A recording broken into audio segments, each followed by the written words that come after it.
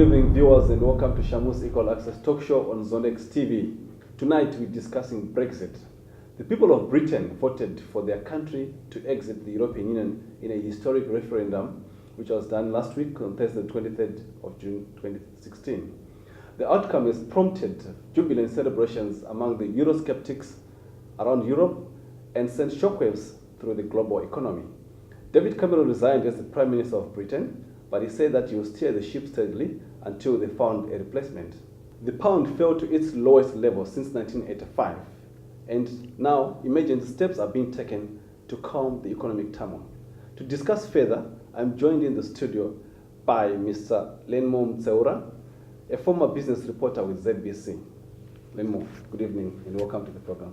Oh, good evening, and it is actually Lennon, but I will take Lenmo.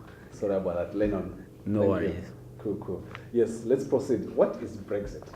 Well, in terms of Brexit as an acronym, Brexit doesn't necessarily have an acronym, or if it has one, I'm not sure of it. But what Brexit is, as the creature it is, to unbundle it, it is a couple of residents of the United Kingdom who voted to opt out of the European Union because the EU was, according to them, was diminishing the sovereign or the sovereignty of Britain itself. Okay.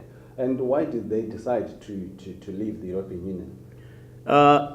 It's not the majority of the British people that voted to opt out of the EU, but because the EU, according to them, is in terms of trade, in terms of most of the things that Britain intended to do, the overall voice was now the EU. And Britain itself had no decisive say in some matters, and some matters were EU matters. For example, I will give you the issue on agricultural subsidies by the EU. Yes. Britain was the country that voted against offering European farmers subsidies because that would actually give African farmers or other farmers, it would give European farmers an edge over other farmers because African commodities would not be competitive on the European market as opposed to EU products. So they were opting for that so that other nations also develop. Even if you look at issues to do with development aid, we'll go into that as we go. But those are some of the issues. Okay, why did they opt to go through a referendum? Why didn't they debate among the European Union bloc and say, no, we need to pull out without involving people to vote? Why was it necessary for people to vote? Because it's not necessarily everyone that member states of the EU, some of them are happy, but also it's part of a democratic process, so you have to go to the ballot. And it being the United Kingdom, also the United Kingdom is a grouping of many nations. So you'll find that it's not everyone who shares the same sentiment. They had to go to the ballot to find out, or does the UK agree to leave, or does it agree to stay? So the result is Brexit. When we were discussing just behind the scenes before we came on the show, we were talking about the Article 50 of the European Union, which states that they still have to vote in that parliament of in that European Union bloc for UK to actually leave the European Union.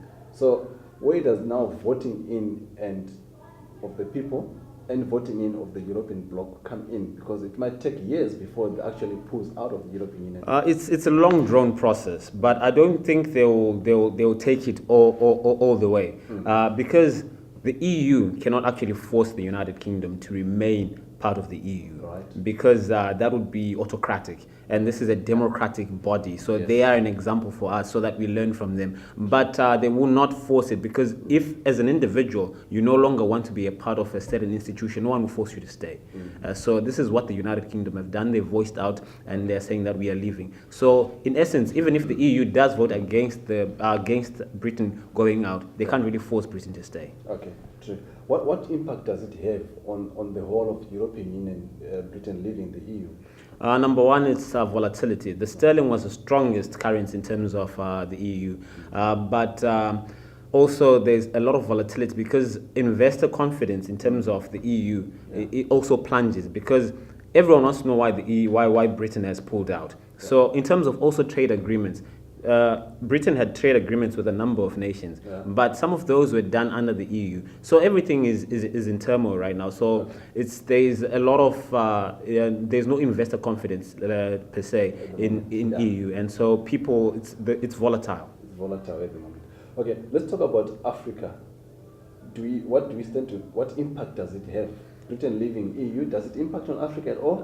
Heavily, and it was actually inopportune for Britain to leave the EU at this moment because we are looking at the economic slowdown in terms of China. Yeah. We are also looking at falling commodity prices for metals, and then there's quite a number of variables that are at play, and also the cost of borrowing from external banks is actually very high, especially for Africa. But then there are three things that we stand to, or that will impact us negatively. That you'll find, the first is agriculture, the second is in terms of development aid, and the last one is actually in terms of I'd mentioned development aid, and there's trade agreements. That's the last one. Yes. So in terms of agriculture, you'll find that I talked about what EU has in place for its farmers, subsidies. That will impact us negatively.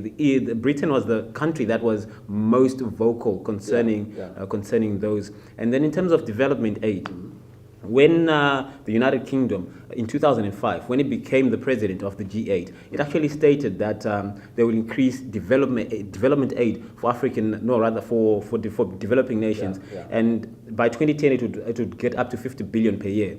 But the bulk of that will be coming to Africa. Okay. So in terms of development, Africa has been impacted negatively because it was going to benefit from that. And in terms of trade agreements, every agreement that the United Kingdom entered with any nation, with African nations, is now null and void because it has pulled out of the EU. Okay.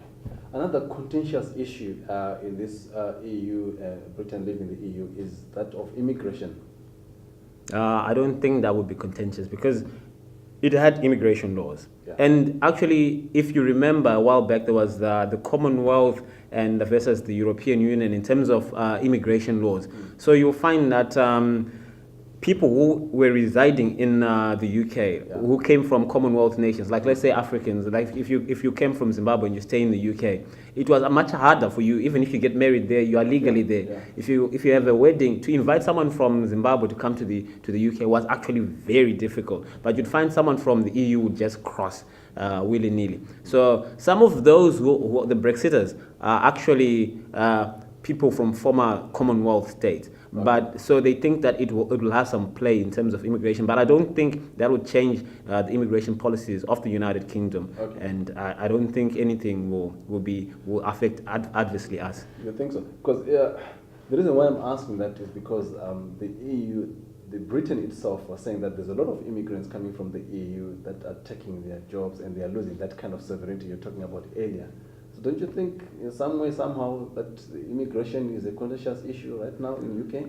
It is a debate amongst people. But in terms of the economy, in terms of industry, because what Britain has always done is employ skilled people. Right. So if the bulk of the people who are residing in the UK do not have those skills, if someone comes from another nation who is skilled in that, like let's say Microsoft, software developers coming from India and taking jobs in the UK, how many software developers do you have in England? You see, not everyone can be that. So it's about skills. It's about skills. So only the people that have got the necessary skills. The necessary skills are the people. It's not people coming to work in KFC or in some fast food outlets that are coming from the EU. Okay. Yeah.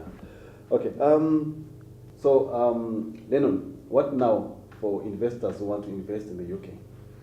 Well, they have to look at the fact that UK has to renegotiate a lot of trade agreements. They have to look at if they've been dealing with it in terms of currency. It's one of those areas that they actually need to look at. The EU has been dealing with the United Kingdom, but in that agreement, they've always been using pound against the euros. That's why even you'll find on a lot of stock exchanges, on a lot of bourses, you still have pound sterling and you have the euro, and it's like that. So, but for an investor to come into the UK, they also had laws, and now those laws will not be guided by the EU. So sometimes it might actually now be more easier to invest in the UK because there are not a lot of stipulations at an individual investor level. And so that might be good for some people in terms of business, but also then the investor perception is that a lot of people know that right now the pound is weak and the road is not mapped out. It's not clear where the UK is going. They don't know where they're going, and so any route will take them there. Okay.